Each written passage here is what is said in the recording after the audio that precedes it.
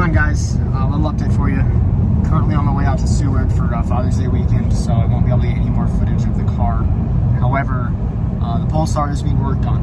I know that's not why some of you guys are here, but that is another one of my projects. Shout out to Chase and Glenn. They got the motor out.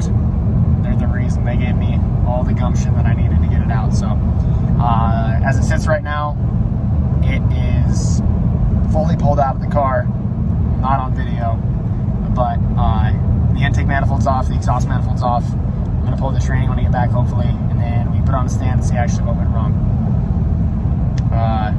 Should have another update, another video for you guys very soon.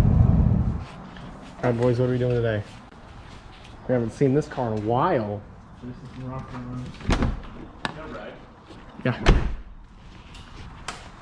This is just from touch. All right, so first pipe has actually been pulled off. Get Turbo Smart wastegate, and check that out. Is that? That might be oil. SR20 life, baby. What's up? Ooh, kill them. This is pretty cool. Intercooler's oozing. You guys ever seen an SR20 with so much oil just everywhere? Dude, like literally everything I'm touching has oil on it.